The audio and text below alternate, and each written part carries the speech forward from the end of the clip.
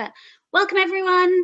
Thanks for coming. Hopefully some of you managed to catch some of our earlier sessions today, but I'm really excited about this session that we're going to kick off with now. So if we go to the next slide, that would be great, which is just a bit of an overview of the agenda. So today's session is talking about how we can take climate action, both in our communities and also engaging our employees around this as well. And this session really, we understood that climate justice and climate action and the climate emergency can often feel like really big, global, complex issues. And so with this session, we really wanted to kind of bring it back down to earth and make it really accessible and engaging and hopefully very inspiring. So we've got some great B Corps that we're going to hear from today. So we're going to kick off with Keisha and Marcus from the Social Innovation Partnership, who are going to talk to us about some amazing community research work that they've done around air pollution. We're then going to hand over to Alex from Hubbub, who's going to talk about creativity and climate action. And then last, we're going to hand over to Hermione from Do Nation, who's going to talk a little bit about why our actions matter. And then we've got a good chunk of time at the end for questions and answers from all of our panelists. So as we're going through, do drop any questions in the chat and we'll get back to those later. Great, amazing. As I thought, we've got lots of people joining us as we're going through. Hi everyone. So I think I'm actually going to kick off, jump right into it. So I'm going to hand over to Keisha and Marcus from the Social Innovation Partnership. Great, thank you so much. Thank you, Catherine. So hi everyone, my name is Keisha, and as Catherine said, work for an organisation called the Social Innovation Partnership. So we specialise in research, evaluation and design. And we implement those skills by really supporting organisations who do social impact work to kind of increase the social impact that they have. And today we're going to be talking to you about some of the research that we've done in air pollution, but we honestly work across a really broad range of topics. So for example, we've even worked with Hubbub in the past to evaluate kind of some of their environmental campaigns. We've done some work in kind of homelessness, also unemployment. So a really broad range of kind of areas that we work in. Marcus, I'll let you kind of introduce yourself and Centric. Hi everyone. Just here. Hi everyone, my name is Marcus. I'm a community researcher and an associate of the Social Innovation Partnership.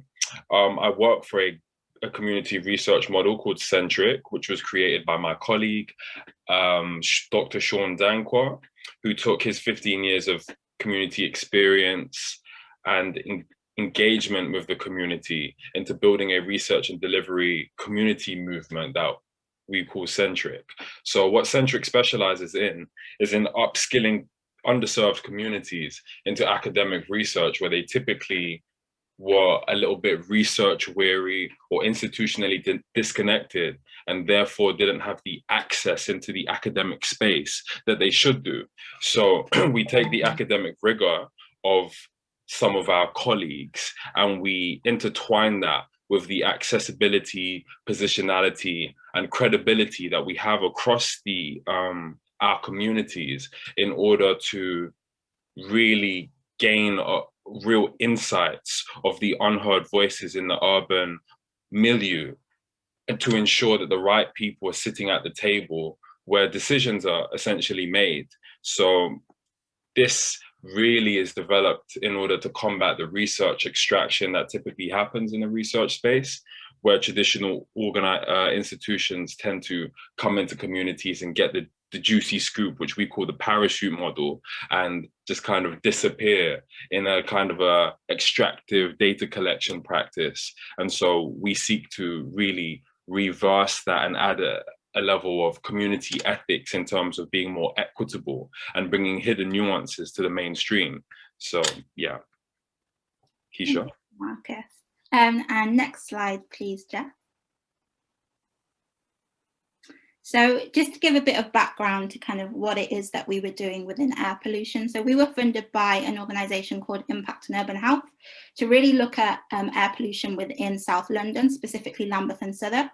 And what was really actually, I think, quite beautiful about this project is that it brought together a group of people, so both from TSIP and Centric, with the community researchers who honestly didn't have much knowledge or expertise within the air pollution agenda.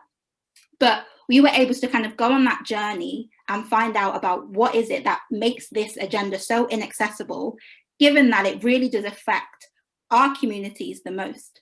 And so that is kind of the angle of the research that we took. We wanted to understand, you know, why are certain communities not heard as well within this agenda? Even when they do speak, you know, why are they not listened to? What is it that stops people from our communities not really seeing this, not being able to prioritize this? And so we set out to kind of explore this through a few different ways. So we had a survey, we set up an air pollution forum, which was able to kind of bring people together, share ideas, experiences, in kind of, I guess, in a safe space. And honestly, have really honest conversations about what we think the barriers are to us being heard within this space.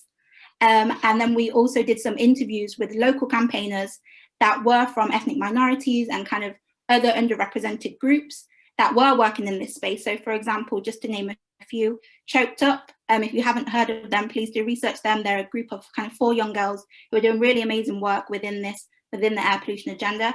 Are really fighting for kind of the amplification of underrepresented voices within this space. So that was kind of the angle that we came from. You know, we were a group of not necessarily experts, but we were people that were heavily interested in kind of the injustice that exists within the air pollution space.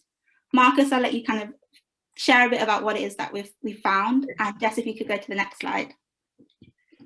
So in terms of what we found that people are not aware that air pollution is such a universal issue, and that air pollution is something that actually intrinsically affects them by virtue of them living mostly in inner city urban conurbations. So initially, when a lot of our community researchers and just also the people in the community that we were conversing with in our air pollution forums came to understand how air pollution actually affects them immediately, they responded to us that, well, I'm dealing with, you know, family problems and economic problems, so I cannot necessarily prioritize the issue as much as I think that I should. And we also found that as people became more aware of air pollution and the importance of it, they were actually very, very keen to engage in the agenda, but the relevant information that would be necessary to inform them in terms of how to take the best direction isn't necessarily accessible for them to find.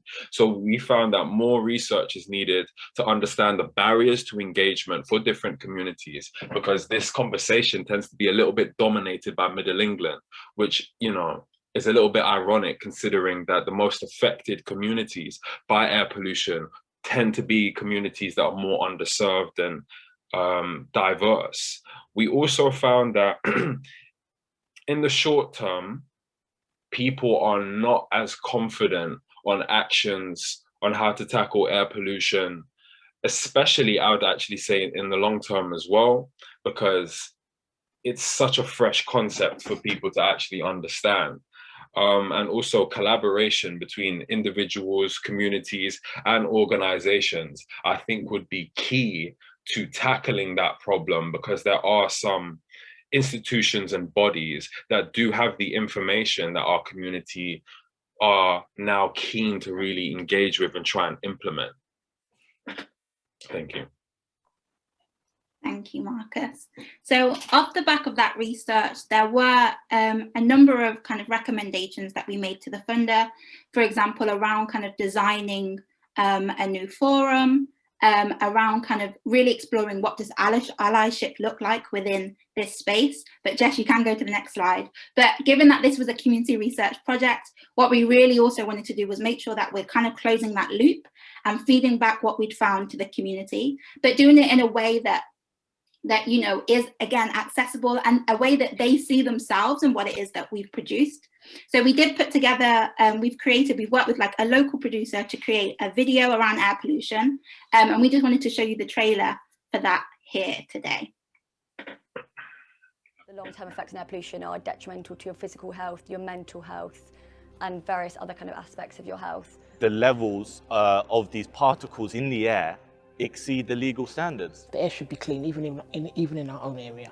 It should be. We shouldn't have to drive to Richmond to get clean air. Affects your heart, your lungs, and if your body's constantly having to deal with that, then you could develop chronic diseases as a result of your environment.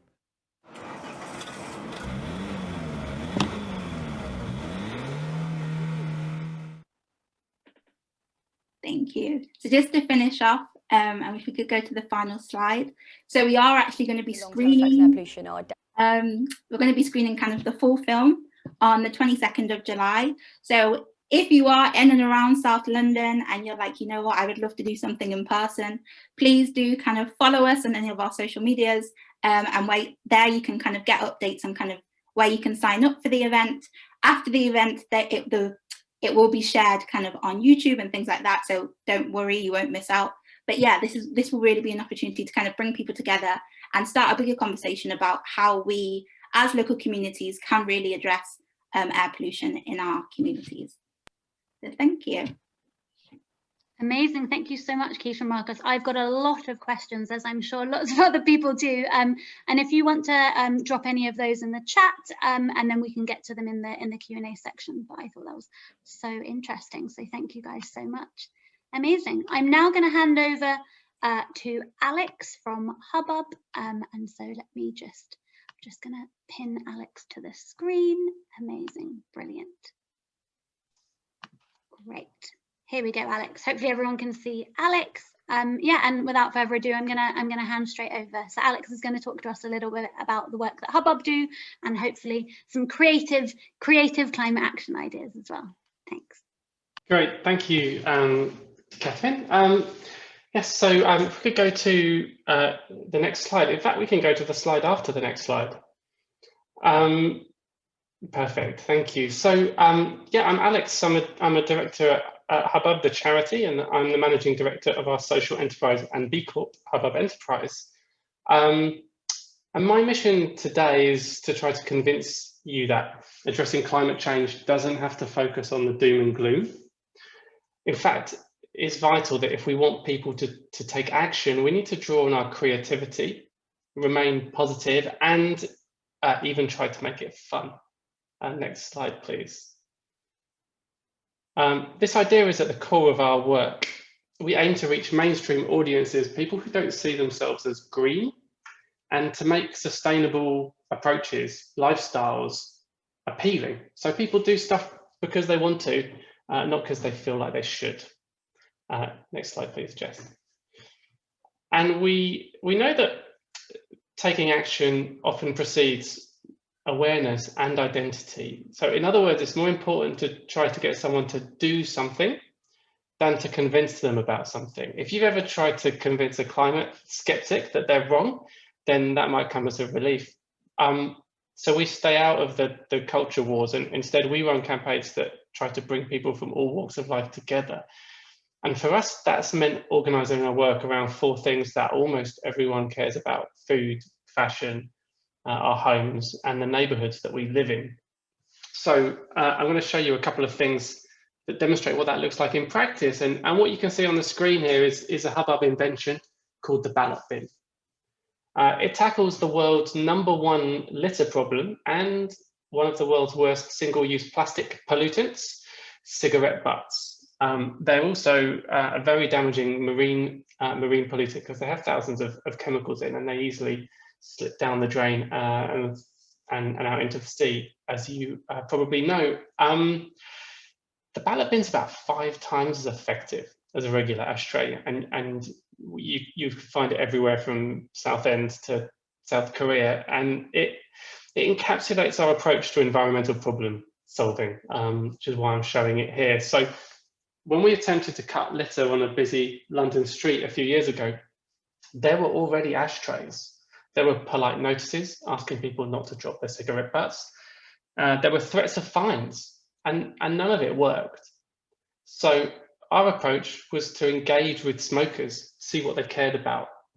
And then through doing that, we realized that it was expressing their opinion they were most interested in. They were standing outside pubs and clubs, more or less. So we nudged them into disposing of the cigarette butts responsibly by giving them a chance to do that. So the first one said, who's the best player in the world, Messi or Ronaldo? And we preloaded the Ronaldo side just to kind of annoy people.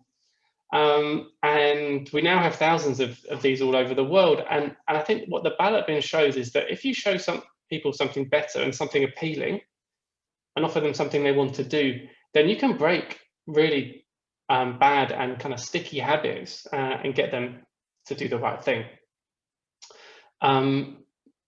Next slide, please, Jess. Another one I love is plastic fishing. So, I mean, Blue Planet put the ocean plastic issue on the front pages, and at Hubbub we wanted to show that as well as a global problem, it's a local one, and we wanted to demonstrate that plastic is a valuable material, not just a disposable one. Because in all the conversations around plastic, sometimes that gets a bit lost. So we built the world's first recycled plastic boat, which you can see here, which is more of a challenge than you might expect, because it turns out recycled plastic doesn't actually float, which we didn't know when we started.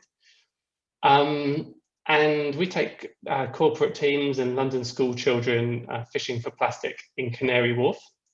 And now we have several boats all around the country. But what plastic fishing shows is the power of direct experience, because it's one thing to read the statistics, and to watch a TV program and to really begin to understand and get awareness of an issue.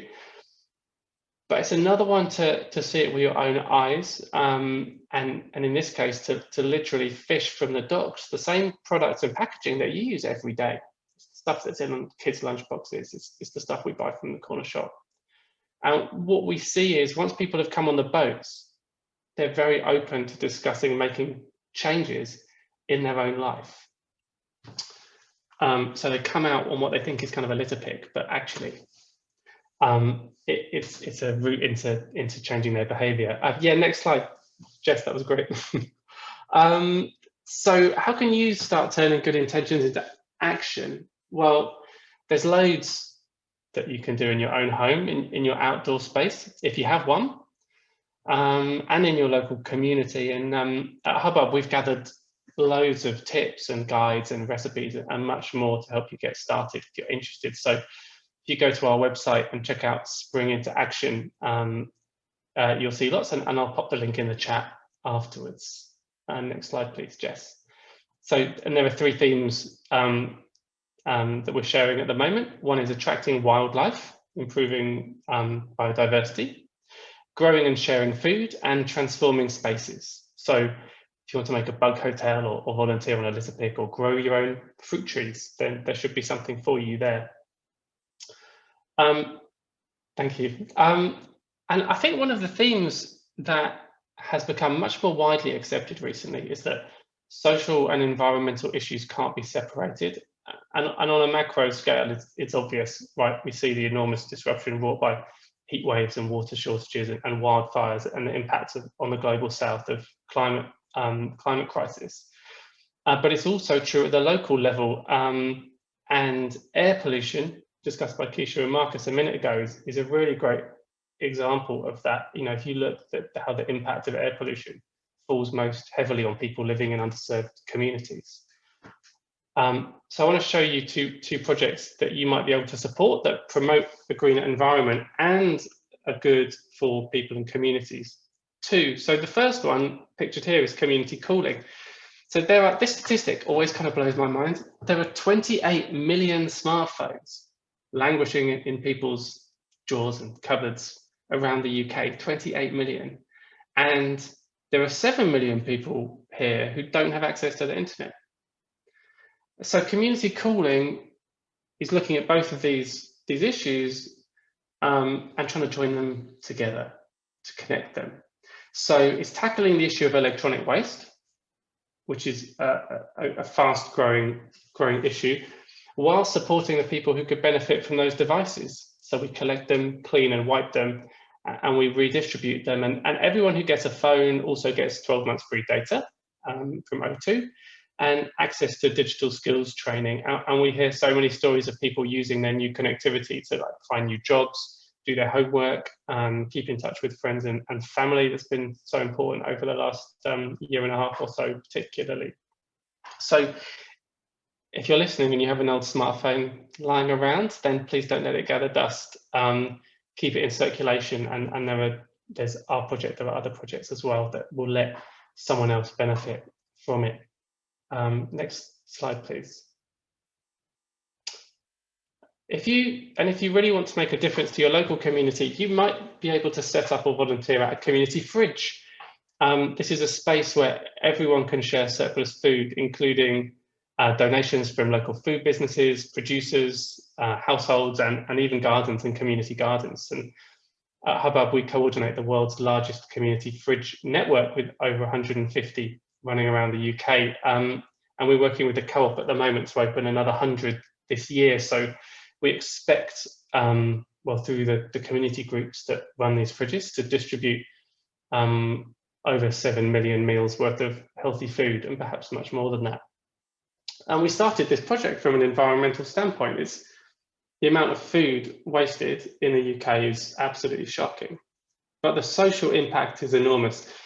The fridges build stronger, more resilient communities. Many of our community fridges have become local hubs, and they do far more than just distribute food. They teach cooking, food preparation skills, meal planning. They set up community gardens, things like that, and much more. And we support the network by helping them get a fridge in the first place with all the health and safety, all the processes they need to run them. And we promote the network and kind of convene it as well. So if you have spare food or time or skills to share, then community fridges might be a great place to do it. So last but not least, see the next slide, please. Communities come in all shapes and sizes, and one of the most common ones we're part of is at work. So lots of the ideas that I've shown you also work in businesses and with groups of colleagues.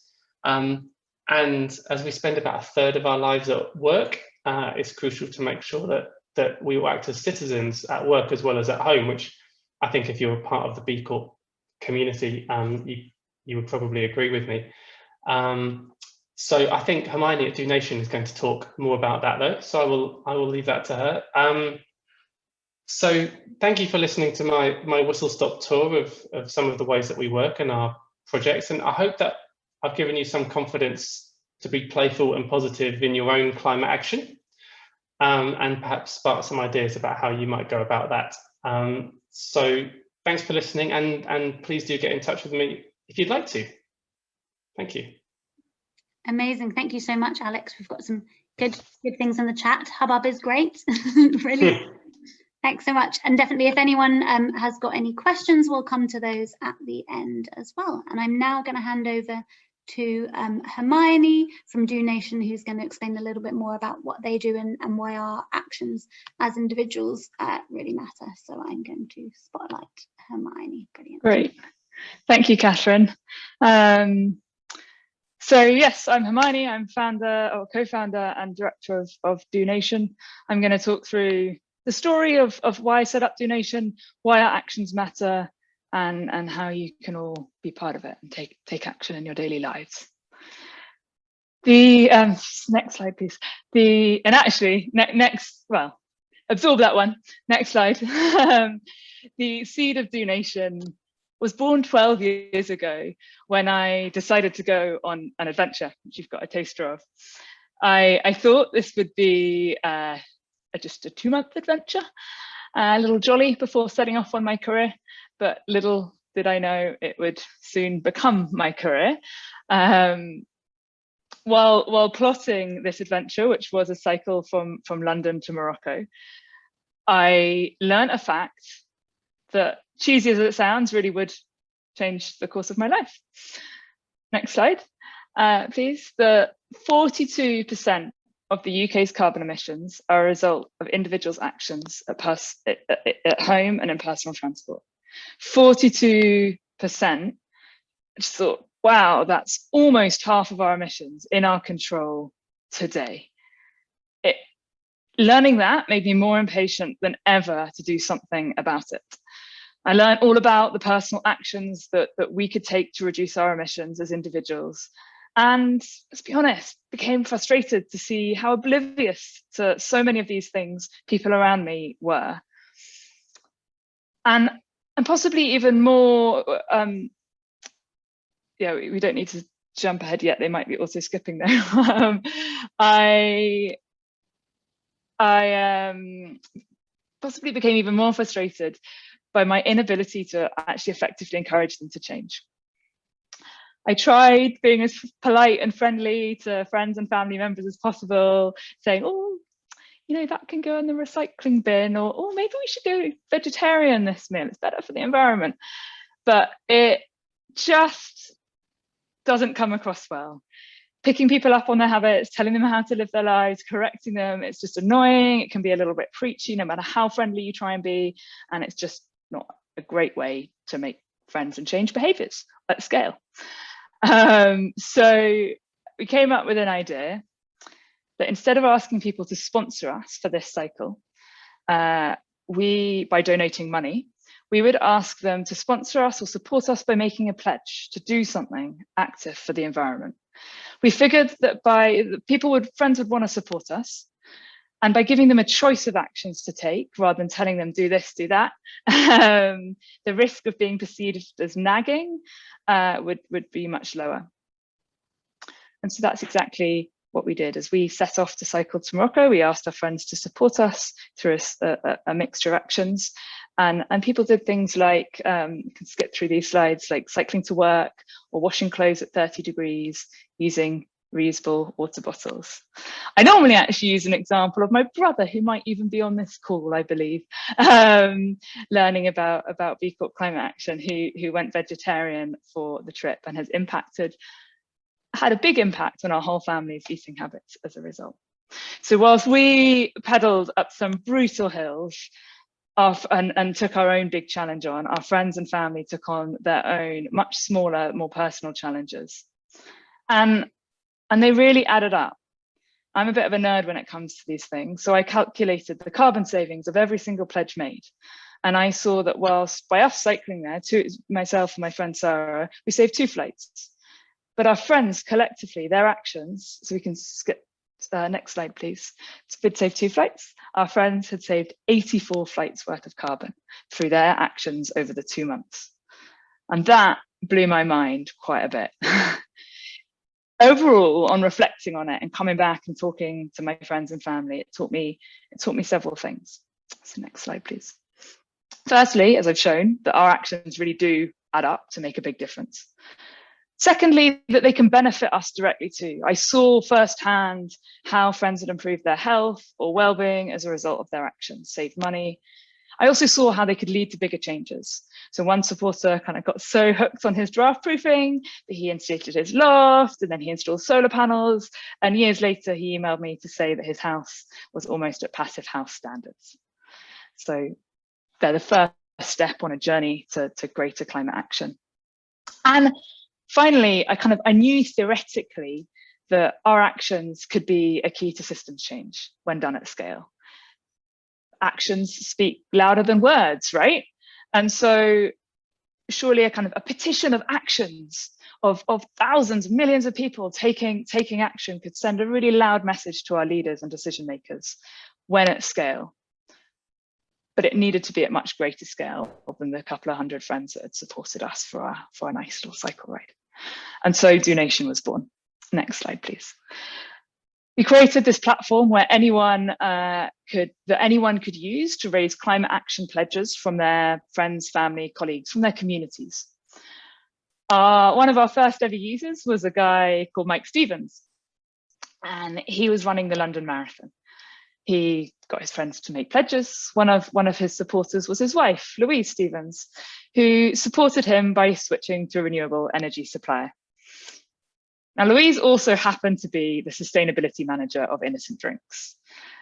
And this is where the story gets a little bit embarrassing, because Louise asked me, this naive, fresh graduate who was running this exciting climate project, if she could use Do Nation at Innocent Drinks. But instead of asking her employees to run marathons or cycle to Morocco, or even just do a 5K run, or I think I suggested at one point they should swim across the canal outside Fruit Towers. Instead of doing any silly challenges to encourage sponsorship, she just wanted to get the teams across Fruit Towers to make pledges, see which team could make the most pledges. But I was convinced that if you remove that social driver of someone doing a challenge, the magic would be lost and the behavior change wouldn't be as effective or as lasting. So I said no. I turned Innocent Drinks down. But thankfully, Innocent are a very forgiving bunch. And a couple of years later, having learned a few lessons, I went back to them with my tail really firmly between my legs. And thankfully, they were willing to give it a shot still. So Innocent, then you can go on to the next slide, please. They created a page on our site for each of their offices at this stage and floors within Fruit Towers in London, where employees could choose pledges from our list of about 60 actions, ranging from switching energy supplier to eating less meat or avoiding unsustainable palm oil, reducing plastic packaging, all sorts of simple personal actions. The employees could pick ones that suited them, and then teams collectively could compete to see which could make the most pledges and save the most carbon. For a second time, my mind was really blown, because it turns out that the power of community bonds, which I was so driven by in setting up Do Nation, exist as strongly, if not more so, within businesses, within workplaces, as within friends and family groups. I just had never worked in a workplace, in an organization big enough to know that. And it turns out team rivalry and community and the power of, as we just heard, we spend a third of our life in workplaces. There's a huge opportunity there to reach people. So next slide, please. Thank you, Jess. Innocent have now run several pledge challenges through the platform and have become incredible advocates of ours, which we're super, super grateful for, have helped us in more ways than just that to develop our product and service. So we're now working with lots of other B Corps. Next slide, please, Jess. And have created actually a B Corp hub page on Do Nation that pulls all of these B Corps together to play on that kind of that friendly team competition between businesses, showing how much impact we're having collectively as the B Corp community. Probably a little too small to see, but we've hit about 8,500 pledges amongst B Corp employees, hoping that we can increase that radically later this year in the build up to COP26.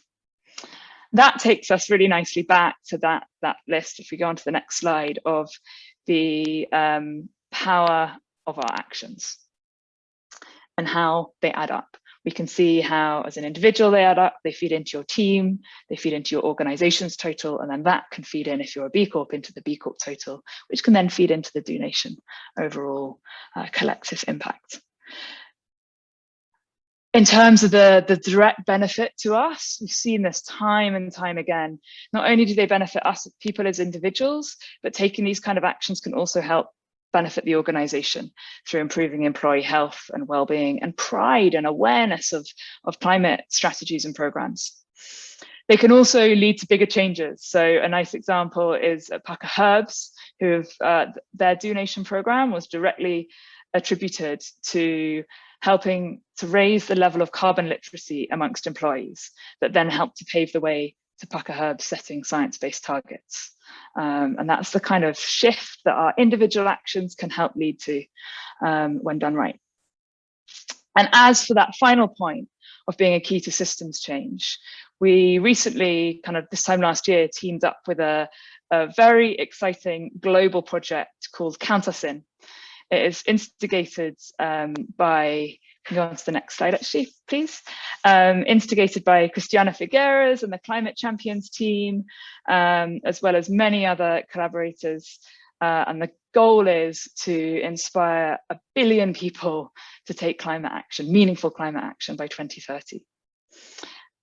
Through this big collaborative project, we're working with partners from TED Countdown to the UN Environment Programme, Geeky Zero, who are another climate action platform, to PwC. And through working, and if you go on to the next slide, you can see, it's actually an old slide, there are many more partners now, but many partners. And through working together, we're able to kind of demonstrate a scale of impact that none of us individually could show alone. And then that message is being collated into an aggregator on CounterSyn, showing the overall number of climate actions taken from across all of these different platforms and organizations, which can be taken directly to the leaders at COP26 this autumn, showing appetite for action, which really hope will give our leaders and policymakers the courage that they need to make commitments at the level that will help us see the end of record-breaking temperatures and all of the natural disasters that we don't really need to be reminded of right now. I think they're quite clear. So yes, the power of actions adding up through these kind of collaborative projects, we're finally being able to unlock, which is very exciting. So finally, next slide, please. This month, as part of CounterSyn, we're aiming to set a Guinness World Record for the most people taking climate action in 1 month.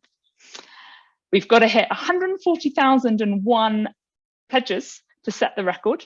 It's definitely not going to be easy, but if climate change was easy, solving climate change was easy, it would be history by now. So please help us. We can do this. We need everyone to go on and record a pledge, or even better, encourage your organizations to sign up and get your communities to raise pledges. If you go on to the next slide, I think there's a link, and yeah, let's see if we can smash that Guinness World Record. I think we've got until the 18th of July. Thank you very much. That's amazing. Great. Thank you so much, Hermione. That was really exciting. I saw we had lots of comments coming in through the chat of "this is inspired" and this is so helpful. So that's amazing. I think we're gonna stop sharing the screen now and head over to any questions. So if you all did want to turn your cameras on, then we can see everyone. And if you did want to ask a question, you can unmute or just pop your questions in the chat. So hello everyone, great to see everyone's faces. I've got a question for each of the panelists. I was making notes as we were going through, so I might kick off with the first question, and then we can see if anyone else has got any questions to ask as well. Amazing. So my question for Keisha and Marcus. So you spoke a little bit about your community research model at the Social Innovation Partnership, and I'd love to understand how that works and how you kind of empower those community researchers to kind of get involved in some of those issues. So I'd love to learn, yeah, a little bit more about that. And then I also have another follow-on question about air pollution.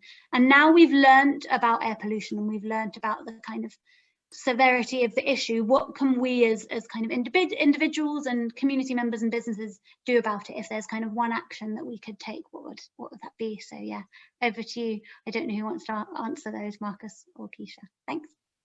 I'll let Marcus do the first one and I can do the second. Yeah.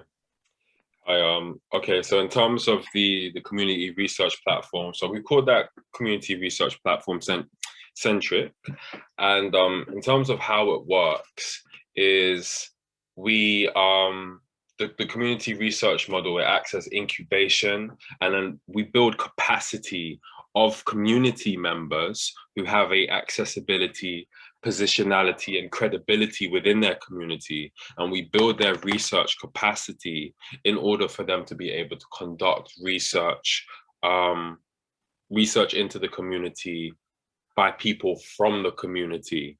And on top of that, we also incubate their a lot of these community researchers in our team are actually entrepreneurs as well, because one of our core ethics of our community is a resilience, a resourcefulness, and a cultural equity that's developed through the living conditions that we in our community. And the entrepreneurship incubation that we do has been able to create, like I have a community research business of my own called Unifying Seed, and some of my other colleagues, they have different businesses that go into different fields, and Centric also acts as an incubation platform for that as well. The type of research that the community researchers do is really centered around idea creation below the radar. So this is how we've been able to, some of our projects, we've been able to highlight disruptive futures, which is about creatives who are independent, trying to penetrate the creative industries without the support of traditional organizations. We've been able to pinpoint medical skepticism within the community that's been brought to light by people in the BAME community being a lot more hesitant about the COVID-19 vaccinations due to the fact that there's institutional disconnect that dates way back beyond. We also have a parenting project that's more centered around the type of interplay between underserved communities and support services for parents, and the fact that the support that's being offered isn't necessarily culturally appropriate for those within our community. So then there's a bit of an underutilization of the support services at hand. And these are growth areas that are really spotted by our community members. And the way that we highlight growth areas is through the identification of cultural nuances in terms of what is missing. For instance, the air pollution forum we've been able to create within this community research model, we did by having established, people or businesses that are already in the environmental activism sector. And the forum allowed community members who are just really fresh into understanding air pollution. The forum allowed a dialogue between these two actors to happen that had never happened before. And the way that we were able to ideate that was our understanding from our understanding of our cultural nuances. And what's missing is that our community said, but our voices are never heard in the positions where they need to be, because how can you create policies for our community when you've never really lived it? And so that inspired the creation of the Air Pollution Forum, which has been mutually beneficial for both the communities and for some of our partners who are already well established in the environmental activism scene. I hope also, just to add, reflective practice is a really key thing for us, because the ethics of how you engage communities in these projects is very, very key, because there's a different set of ethics for a community that is underserved and historically kind of marginalized that you need to be aware of. So we take time to develop this ethical structure with community members, and the sustained idea creation that allows us to keep creating more and more growth areas is through a method called urban looping that we do, where in each stage of our projects, we always divert the information back to the communities to see whether or not the communities even really buy into it. So social brokerage is basically the answer. That's what our community researchers do. And the social brokerage is between institutions that have an agenda that is socially driven and the communities that are there to benefit from that. But because there's a chasm or there's like a fissure in between the two, that's where Centric comes in to bridge that gap. So I hope I've answered your question in a way. Amazing. I feel like you've completely answered the question. I think that's such an important point that you make about listening and being reflective and actually having those meaningful conversations and saying, it is constantly engaging and constantly listening. So yeah, that's amazing. And the other question that I'd love for you to touch upon for everyone on the call, if all of us were going to take action around air pollution as an individual, as a business, what would your next steps kind of be? Maybe it's sign up to the event on the 22nd of July. I think there are two parts to that. I think the first part is kind of education. And I think, like Marcus said, at the minute within air pollution, the agenda is very much driven by individuals who are white and who are middle class. And so I think educating yourself on kind of what are your own experiences, what experiences have you not maybe considered within this space? And then the second is amplification. Then look for others who maybe capture an experience that you don't have, that speak from a perspective that you don't have, and amplify their voices, because it's so important that underrepresented groups are really heard within this agenda. and they're out there. So I think the more we can support and amplify, like, the better. Yeah, amazing. That was so brilliant. Thank you for sharing, both of you. I feel like I'm hogging all the questions here, but I know we've got a bit of extra time in our agenda. So a question for Alex. And so I think a lot of what you were talking about in your section, Alex, was about playfulness and creativity. And it was just a question really around how to have these conversations, and if you ever get pushback from people saying we're in an emergency, we need to have these serious conversations. So we'd love to just hear a little bit about that kind of framing between kind of hope and fear, and how to really kind of make sure we're having playful and creative conversations. Yeah, it's a good question, and it's like, it's one that doesn't have an incredibly simple answer, because in some ways I think it's like a false choice. So we are in an emergency, and those organizations that stress the emergency and all the terrible things that are happening, that's vital work. That needs to happen. We are not saying don't do that. We think there's room and necessity for a variety of voices coming at similar and related problems in different ways. This is like a huge problem. There's not just one way to answer it. So what we're doing, we hope, is complementary rather than like oppositional, right? So just start there. However, we don't get that pushback that often, because I think a lot of people instinctively feel energized by positive and creative solutions, and they feel kind of they feel that being given the chance to take action and being shown ways to take action that appeal to them, that is a way of contributing, and it's a way of like often getting started. Because like I said to begin with, we're not really talking to like what the dark greens, right? The people who are hyper engaged with these issues. We're trying to talk to people who are just looking to get started, or to build their contributions or build their understanding. And that requires a different approach. Yeah, definitely. That's such an important point, that kind of it's talking to people where they are and trying to engage them positively. That's amazing. Great, thank you. And then a question for Hermione, which there also might not be an easy answer to. What's I know on your platform there's hundreds of different pledges and lots of ways to get involved. What's the most popular? What's the most popular pledge, or the one that's kind of the best or has the most impact that you would say? I think the most popular pledge over all time has been to do what we call veg out, make meat a treat. It's not about, I mean, you can take it to go fully vegetarian, but it's more about cutting back, making it a treat, eating good quality meat when you do. And that has a huge impact on our carbon footprint. It's also something that most people can do fairly harmlessly without sacrificing too much. So it's one of the most popular.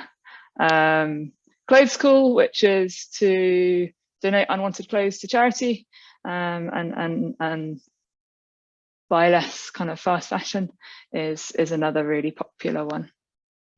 I think in terms of the biggest impact we can have, in a way, I imagine many people on this call are already doing a lot of the actions. Actually, the biggest impact is, or a lot of the big hitting ones at least, there are 60. So if anyone's doing them all, then they deserve a big prize. But it's to talk to friends, tell others to take action, and encourage others to do their bit. Amazing. Great. And now it's kind of over to everyone else in the chat and on the call. We've got about 10 minutes left, so we'd love to see any questions coming in. If you want to put them in the chat, or if you kind of wanted to unmute and ask your question. I think Jess, you've asked a question in the chat. Did you want to unmute yourself and ask that? Thanks. Sure. Alex, I loved your point about direct experience having such like a powerful effect. And I suppose it's also what Keisha and Marcus, like what you're speaking about as well, in terms of the work that TSIT's doing, that direct experience is kind of, you know, the best teacher in terms of like why you need to engage with issues to do with climate justice, I suppose, so climate and social issues as well. And I was wondering about kind of thinking about creative ways that you could implement these kinds of actions in the workplace. And I wondered if Alex, if you or if anyone else on the call had any like creative ideas for sort of like employee engagement type direct experience activations you could create at work. Yeah, I don't know whether they're just away days or if there's like another way that you could sort of incorporate. Sorry to put everyone on the spot. Yeah. So this is something we've been thinking about too, because the plastic fishing trip that I showed you earlier, we had to stop that last year for obvious reasons, right? And we were looking at how else we could work with companies and kind of bring people together and help them to take more action on the environment. So we have tried to create things. For example, we have something called Home Run, which is like, it's a day at home in which as a team, you kind of race around your house to make your home more sustainable. Because everything from trying to change your energy supplier to like a kind of wardrobe kind of audit, cutting down on food waste. We have a cook along. So we get people just like doing stuff that's very tangible, like, and with their hands, and getting away from just, I mean, it is a bit Zoom heavy, but getting away from just thinking about everything mediated through a screen. And we're doing something that's maybe a bit similar to Hermione's Veg Out at the moment, called Meet Your Match, which is it's like a month-long attempt to reduce or cut out your meat intake, and to make that fun, and to do it as a group, so that, because we find that people are much more engaged when they're doing something that's either competitive, works with some types of organizations, or kind of community-based and supportive, which works better with other organizations. So I think it definitely can be done. And you know, there's other organizations that are founded on this principle. So you might have heard of Leaders Quest, for example, that takes like CEOs to the Arctic and stuff to show them the scale of the problem. And on a more of like a community level in London, there's an organization called Three Hands in South London that does work like that as well. So so some of the others might have some ideas on this, but Jess, I would say, like, yes, it's possible and important, and there's lots of options.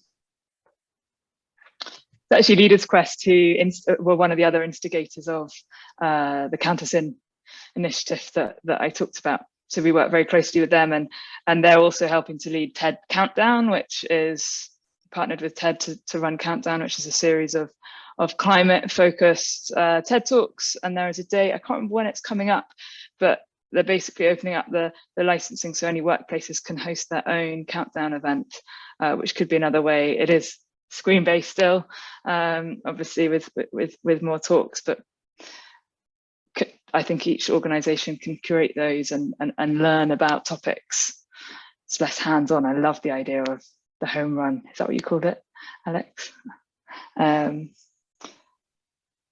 Amazing. I think we've had a follow-on question here from Steve, who has said, is there any thoughts on engaging clients or customers who may not be very engaged? So really kind of starting at the very beginning and kind of getting people who might be a little bit more skeptical or unengaged, if anyone's got any thoughts on that.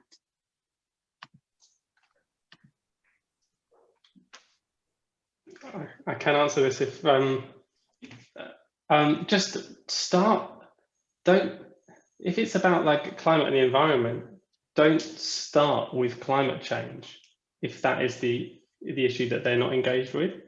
Start with something that they already like and are interested in. And that kind of comes back to talking about the foundation of Hubbub we organised around food and fashion and homes and neighbourhoods, because you don't have to identify as green to think those things are important.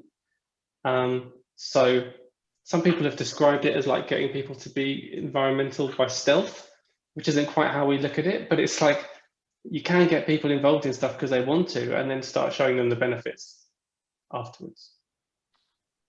Yeah, on a kind of different tack to that, we've recently put together an environmental screening policy for our suppliers. So it's not clients or customers, it's our suppliers. But we get them to fill in if they're over a certain size, in line with our B Corp certification, and it's amazing to see the reaction that some have come back to us with, going, oh, no, we don't have an environmental policy. Oh no, we didn't think that was our responsibility to set net zero targets. Oh, and it just gets them and people within the organization to start thinking, which might be something worth thinking about doing. Yeah, amazing. And we've had some other examples in the chat here. So Sam has launched something called Pensions for the Planet, where everyone contributes a percentage of their salary each month. That's an amazing idea, and good point that it's not physical, and so that's great. And then some other examples here are around community-based or competitive events and working with local charities, which is brilliant.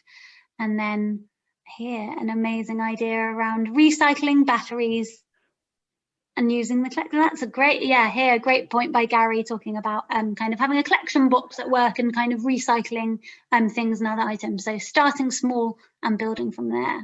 Amazing, great. It's amazing once you start doing things within workplaces. And we see it again and again with our programs. It starts off as a light touch pledging, but it gives people the license to use their creativity and go, oh, hey, like the firefighter, like to actually implement bigger, more perhaps, more long-lasting physical projects. Yeah. Can't get my words out, sorry. Brilliant. Okay, I think we have got just 2 minutes left. Does anyone else have any questions, any thoughts? Has anything really resonated with anyone? I'm seeing lots of smiling faces in the chat, but if we don't have any other questions, then I think I'll give you your 2 minutes back in your schedule. So our next event is happening at 2:30, which if you will go to the Shed agenda, you'll be able to see the Zoom link on there. It's around the Climate Collective, so we're going to be sharing some of our a sneak peek at some of our plans ahead of COP26, and also an update from some of our climate collective groups, so plastics and packaging, regenerative agriculture, and the circular economy. So it's going to be a great session, and then we've got one more session at the end of our day. It's been a busy day. Great, amazing, not lots of good comments coming in here. Putting plants into the office, great ideas, brilliant. Thank you so much, everyone. Also, we've recorded the session and we'll be sharing it with everyone at the end, along with all of the links and slides and things that you can do and get involved and sign up for as well. So thank you so much to Keisha and Marcus and Hermione and Alex for sharing all of their knowledge and experience and expertise. It has been brilliant. Thank you so much, everyone. Have a good day. Bye. Bye. Thanks. Thank you. Bye.